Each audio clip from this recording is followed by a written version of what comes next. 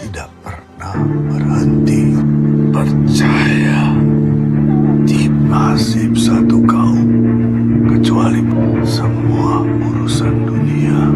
Apapun demikian, dia.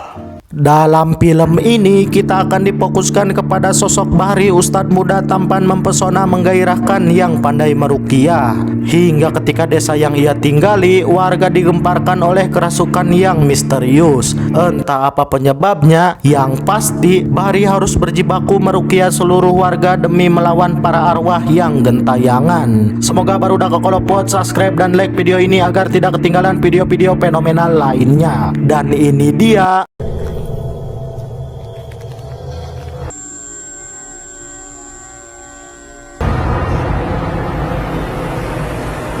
singkat waktu, Bahri dan para warga hendak menguburkan jenazah yang bernama Ratna. Hingga saat dalam proses pemakaman, tiba-tiba Ri, tek dulu Ri. hujan yang sangat deras membuat mereka semua panik. Hingga di tengah kepanikan, Ri,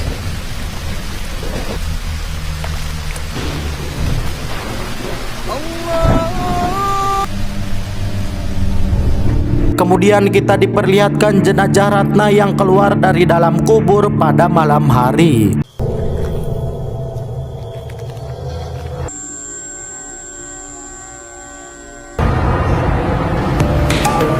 Waktu mundur ke 4 hari yang lalu, di mana kita diperlihatkan bahwa Bahri telah tinggal di kota dan bekerja di bengkel bobrok milik si Bapuk. Saat itu Hasan datang untuk menemui Bahri setelah perjalanan panjang dari kampung. Rupanya Bahri pergi ke kota karena malu telah dipenjara akibat dipitnah warga telah membunuh saat meruqyah seseorang. sejak kapan? Kamu sekarang kerja di Jakarta, San? Di sini? Saat itu Hasan menceritakan bahwa kondisi desanya semakin parah, di mana banyak sekali yang kesurupan dan Ustadz Doyok tua renta telah merasa sangat kerepotan. Terlebih lagi ia mengingatkan Bahri tentang sosok Ratna yang ia sukai, bahwa Ratna tengah dalam kondisi sakit parah dan umurnya tidak akan lama lagi. Maghrib.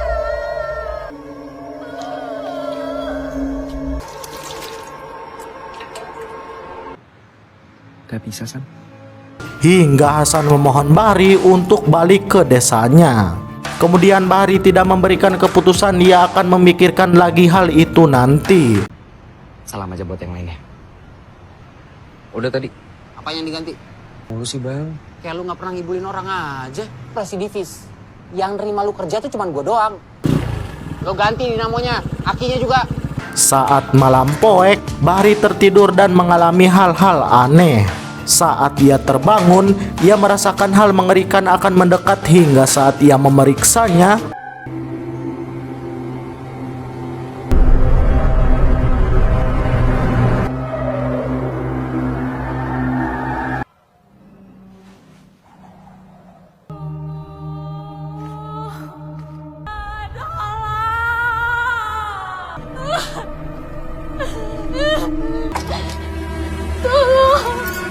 Tolongin Ratna, Bahri.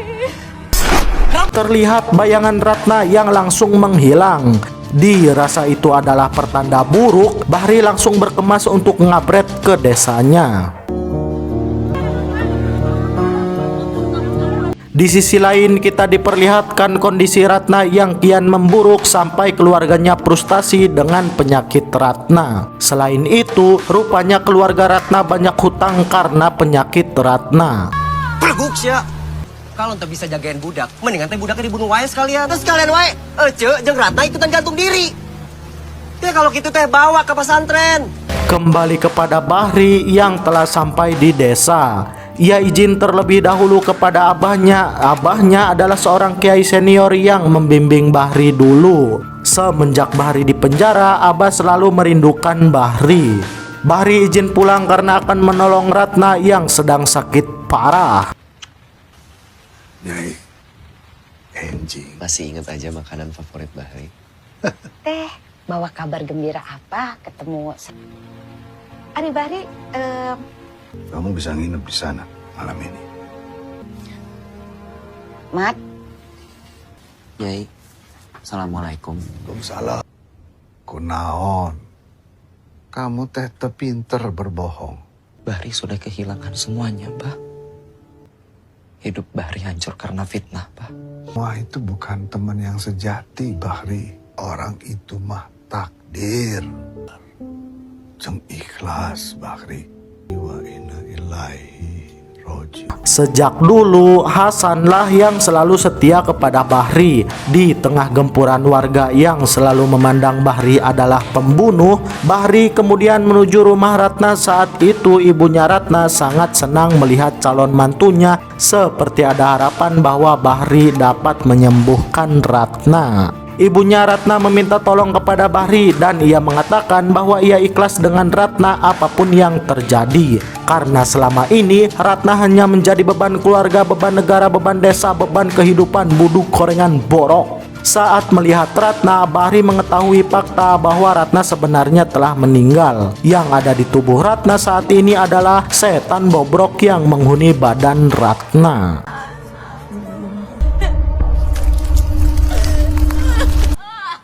Ada apa, Ri? Hasan mencoba meyakinkan Bahri bahwa Bahri bisa membantu Ratna. Tidak akan berhenti sampai di sini. Pasti kamu tahu harus melakukan apa. Assalamualaikum.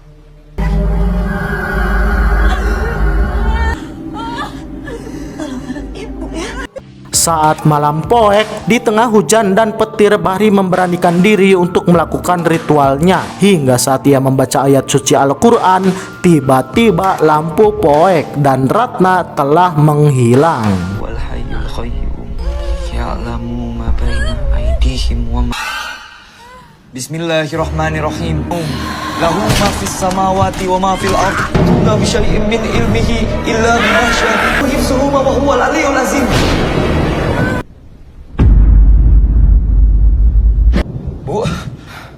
Bu.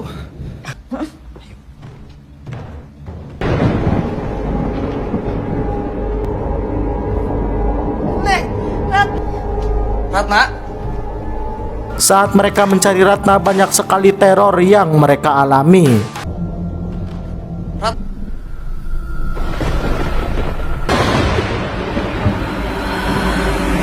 nggak ada di belakang. Sama Bu di sini.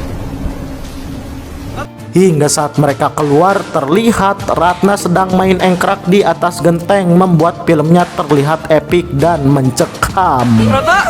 Suasana semakin mencekam ketika Ratna melompat hendak memakan lontong Bahri.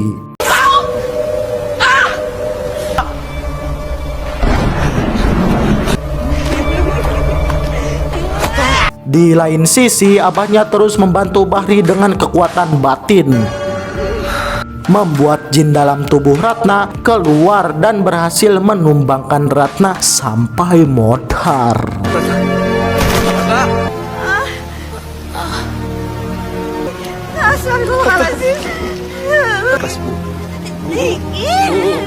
Esok harinya, jenazah Ratna sangat bau bagong hingga membuat warga jijik untuk ikut menguburkan Ratna. Saat dalam perjalanan menuju makam, mereka dihadang preman kampung dan tidak mengizinkan Ratna untuk dikubur di desanya. Hingga Bahri murka dan melawan mereka seperti jakat tingkir. Justru yang bikin plot makam yang akan digunakan adalah plot. Sesaat kemudian mereka melanjutkan perjalanan untuk menguburkan Ratna. Hingga saat si Bahri melakukan tata cara pemakaman, saat itu Ratna tiba-tiba, seakan jasad Ratna ini ditolak oleh bumi, ia kembali keluar di dalam tanah dan mulai meneror seluruh warga. Ya udah. Iya.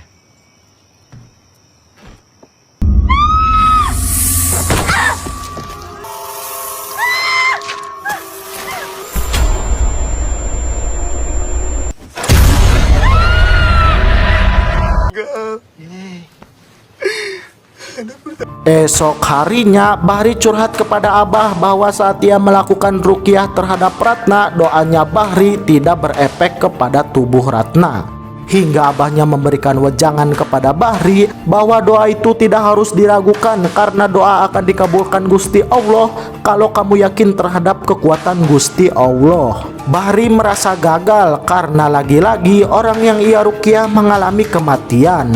Hingga Hasan memberitahu info tentang Ratna, Hasan berkata bahwa dulu saat Ratna merantau dia mengalami sakit di sana dan pas pulang ke rumah ia sudah sangat parah.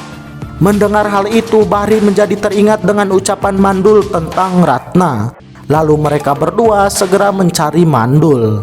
Saat itu mereka berpapasan dan bertemu Mandul. Namun saat itu mereka malah diancam oleh Mandul. Ia mengatakan bahwa Ratna itu seorang pelakor. Di kota ia merayu para lelaki hidung belang dan melayaninya. Setelah mengetahui kejelekan Ratna, Bahri pulang. Saat malam poek, Ratna kembali meneror Mandul karena ialah yang paling perkasa saat Ratna masih hidup. Hingga saat Bahri penasaran dengan suara aneh, ia mencarinya.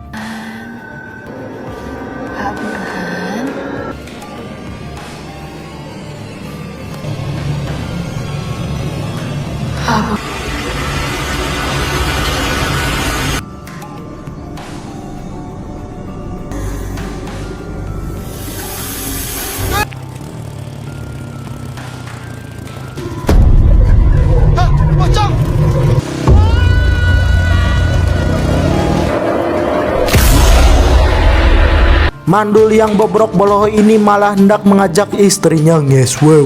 Hingga saat ia akan mengecup istrinya, tiba-tiba ia berubah menjadi Ratna buduk korengan bakpu.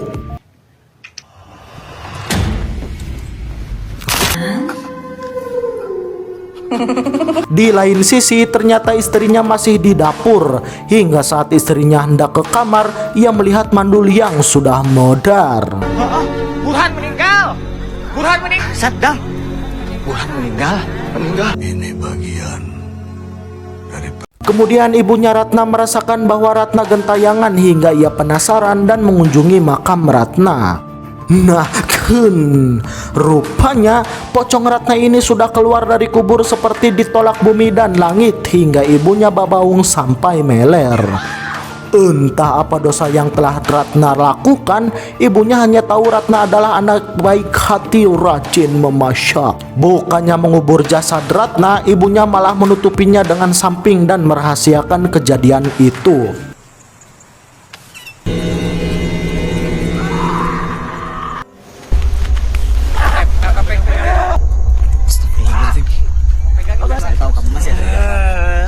Di sisi lain, Bahri yang sedang sibuk menolong para warga yang selalu diteror Ratna dan Dedemit, ia diberitahu Hasan bahwa abahnya sedang sekarat menuju modar.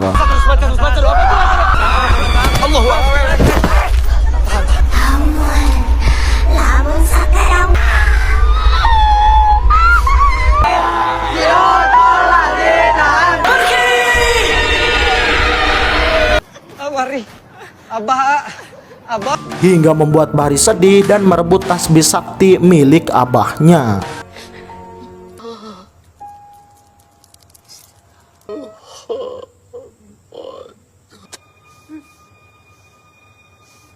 Besok harinya, pemakaman jasad Abah akan segera dilakukan. Namun saat itu komplotan preman kampung kembali datang untuk mendemosi Bahri karena menurut mereka Bahri adalah penyebab teror yang menimpa warga desa. Mereka meminta Bahri untuk modar sia indit kaditu cadah, lalu Bahri pun segera pergi.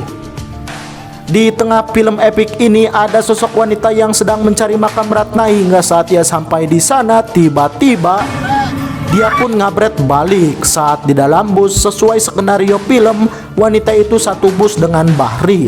Hingga Bahri menanyakan, "Siapa kamu, cantik?" Wanita itu berkata, "Aku temannya Ratna, abang ganteng."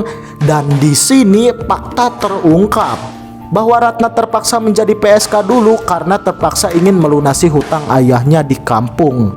Selain itu, Ratna juga memasang susuk di setiap bagian tubuhnya termasuk di dalam moshmoknya. Nah, Rupanya itulah penyebab Pocong Ratna tidak diterima langit dan bumi. Bahri yang mengetahui hal itu, ia memutuskan kembali ke desa untuk menghentikan teror Ratna.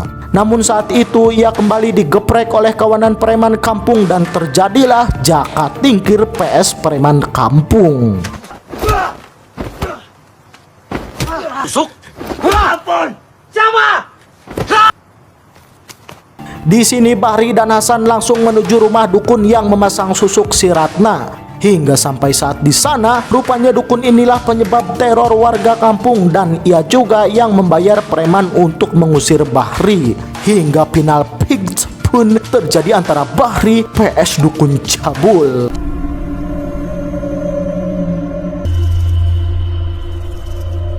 Modal siap. Mane malang kebantu si Ratna. Di banget. Mas diminta bayaran tambahan. Sekali Aina Aing bisa manfaatkan sirat. Bagaimana mungkin kamu bisa berharap? Aina bisa nyusul sirat dah kabugum maneh.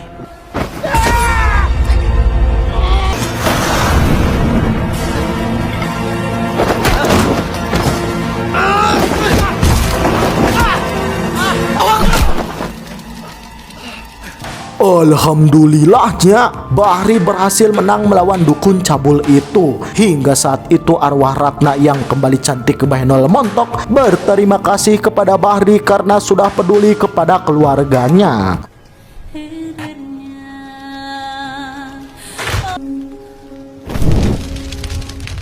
Hingga esok harinya makam Ratna telah dibetulkan sebagaimana mestinya. Maaf, udah salah menilai Ustadz.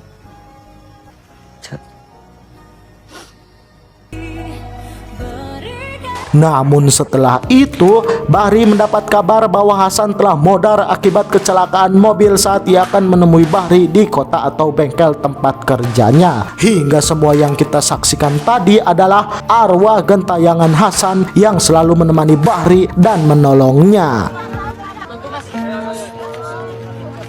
Jadi sama Ratna, San. Mau minum kopi?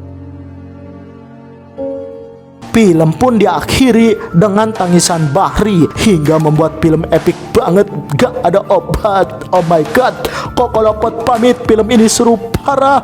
Jada siap, bye bye.